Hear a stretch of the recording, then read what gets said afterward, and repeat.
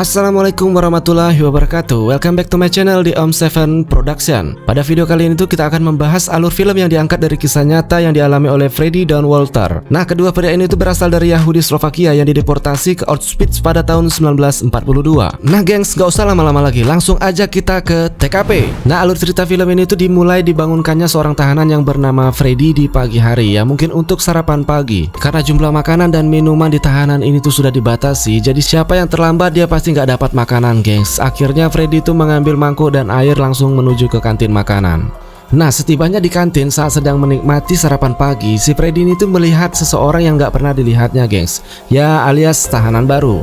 Karena melihat tahanan ini tuh nggak makan atau nggak minum, bahkan nggak ada mangkuk buat makan, akhirnya si Freddy ini berinisiatif untuk membantu dan memberikan mangkuknya agar dia bisa makan dan minum. Nah, setelah menikmati sarapan pagi di kantin, akhirnya si Freddy ini tuh keluar dari camp dan melihat hal yang selalu disaksikan setiap pagi, yaitu kematian gengs. Tapi si Freddy ini tuh nggak tinggal diam, jadi selama di tahanan ini tuh dia selalu mencatat jumlah kematian dan apapun hal yang terjadi di tahanan ini. Sementara di tempat lain, kita sebut saja Kopral Sugiono yang sedang melakukan upacara setiap pagi yang memang rutinitas mereka gengs. Sementara upacara berlangsung, si Freddy ini tuh berinisiatif untuk melancarkan strategi pelarian yang selama ini memang sudah direncanakan. Dengan penuh kecemasan, si Freddy itu memberanikan diri masuk ke gudang kematian atau gudang mayat tahanan tersebut gengs. Nah, di lokasi itu juga si Freddy itu memberanikan diri mengambil sesuatu benda yang selama ini disimpan gengs. Namun saat ingin menjalankan strateginya, tiba-tiba ruangan absen itu sudah dimulai gengs, dimana semua tahanan tuh setiap hari wajib telanjang dan wajib bekerja di tahanan tersebut. Karena keadaan mendesak, akhirnya si Freddy ini tuh langsung membatalkan rencananya dan cepat-cepat masuk ke ruangan absen dan membuka pakaiannya gengs. Nah, setibanya di lokasi kerja paksa, disinilah momen terbaik dimana si Freddy ini melancarkan semua rencananya. Karena rencana ini tuh sudah dijalankan di jauh waktu, jadi di lokasi tersebut itu sudah ada dua temannya gengs. Yang pertama bernama Toto dan yang kedua bernama Walker. Nah, dimana si Toto ini bertugas menjaga lokasi tersebut dan si Walker ini akan menemani pelarian dari si Freddy ini gengs. Singkat cerita, pada malam harinya itu ternyata pelarian Freddy dan temannya ini terbaca oleh tentara Nazi gengs. Dan saat itu juga suasana yang tenang menjadi mencekam. Kenapa tidak mencekam gengs? Jadi semua tahanan itu dikumpulkan di sebuah lapangan dan satu persatu itu akan dieksekusi oleh tentara Nazi. Sampai akhirnya tentara Nazi mengeluarkan tembakan alarm peringatan. Sementara itu di tempat persembunyian Freddy itu mendengar tembakan alarm tersebut gengs. Dengan penuh kecemasan, ketakutan karena mereka tuh menyadari apabila mereka tuh sampai tertangkap itu adalah hari terburuk dan hari terakhir untuk mereka berdua. Sedangkan di lokasi tersebut seorang jenderal Nazi ini memutuskan untuk membuat semua tahanan tuh kelaparan dan berdiri selama berjam-jam demi memperlancar pelarian Freddy ini. Jadi semua tahanan tuh kompak untuk tidak memberitahukan di mana lokasi tempat Freddy bersembunyi. Nah, karena beban tanggung jawab dan penuh tekanan yang dijatuhkan oleh jenderal Nazi yang bernama Yanto, akhirnya di pagi hari Kopral Sugiono ini mengumpulkan satu persatu tahanan yang tidak mau memberitahukan di mana posisi Freddy. Semuanya tuh disiksa habis-habisan gengs. Nah, penyiksaan yang dilakukan sama Kopral Sugiono ini nggak tanggung-tanggung. Jadi semua tahanan yang diambil sama Kopral Sugiono ini, jadi tubuhnya tuh ditanam di dalam tanah, kemudian kepalanya tuh dihancurkan sampai lebur.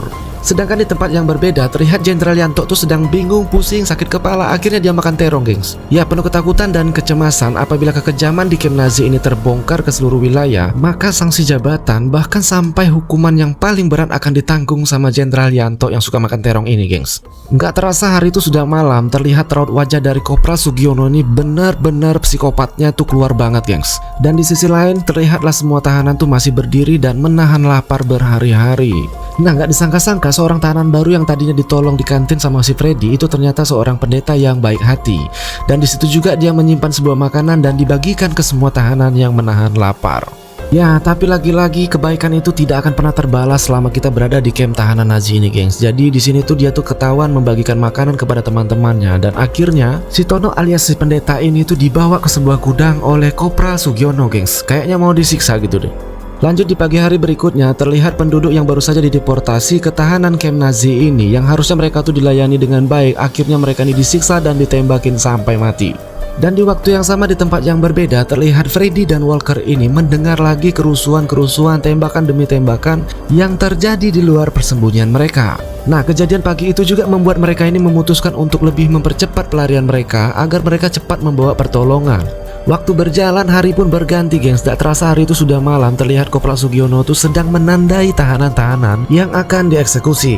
Di hari keempat pelarian Freddy dan Walker ini, terlihat mereka tuh benar-benar sudah lemah, kelaparan dan kehausan gengs.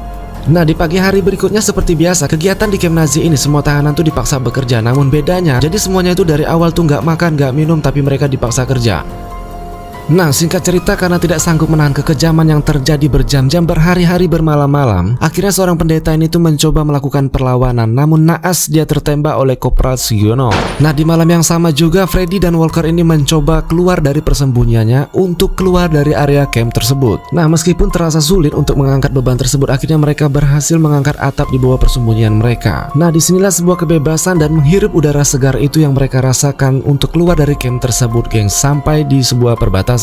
Nah, setelah berhasil keluar dari pagar camp tersebut, di sini tuh kelihatan Freddy itu bahagia, sedih, dan campur. Pokoknya tuh nggak kebayang lah rasanya menghirup udara segar kembali. Lanjut di hari berikutnya, mereka terus melakukan perjalanan menjauhi camp tersebut hingga mereka menjumpai sebuah hutan dan melakukan peristirahatan di hutan tersebut. Nah, di sela waktu istirahat, si Freddy ini nggak tidur melihatin Walker yang kakinya tuh bengkak sampai membusuk gitu, gengs, karena perjalanan cukup jauh ya. Merasa peduli seperti Freddy ini harus kita ikutin, gengs. Jadi di sini tuh Freddy itu membuka kakinya dan mengambil sebuah kaos dari kakinya itu, kemudian dipasangkan ke kakinya si Walker, gengs. Nah, gak berasa waktu itu berlalu, ternyata hari sudah siang dan mereka melanjutkan perjalanan mereka, gengs. Sampailah mereka tuh menjumpai perbatasan di mana mereka melihat jalan raya. Nah, dari titik perbatasan ini tuh mereka butuh 2-3 hari lagi untuk melewati perbatasan agar sampai ke kampung penduduk, geng. Nah, singkat cerita, akhirnya mereka tuh melanjutkan perjalanan dan mereka melakukan peristirahatan untuk kesekian kalinya, gengs. Dan di sini tuh mereka menjumpai seorang wanita. Melihat kesulitan yang dilewati sama Freddy dan Walker ini, akhirnya si wanita itu berinisiatif untuk menolong, memberikan makanan, sepatu, dan lain-lain kepada mereka. Nah, singkat cerita, mereka tuh melanjutkan perjalanan yang menempuh waktu 3 hari 3 malam sampailah mereka tiba di sebuah kampung.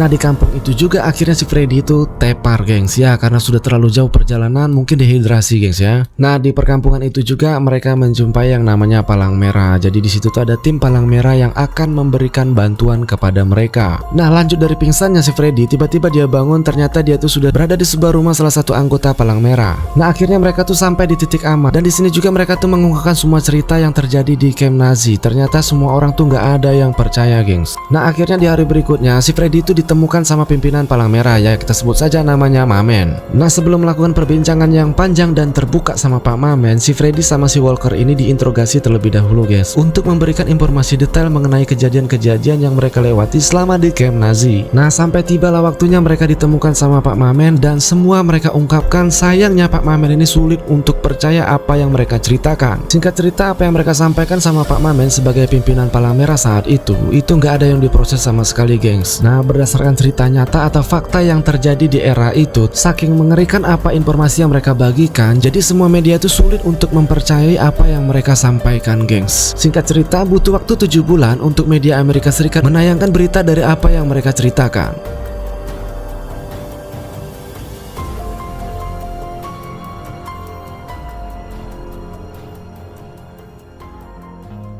Nah, gengs, akhirnya kita berada di penghujung video. Buat kalian yang stay tune di channel ini, jangan lupa klik like, komen, dan subscribe. Thanks banget, gengs. Assalamualaikum warahmatullahi wabarakatuh.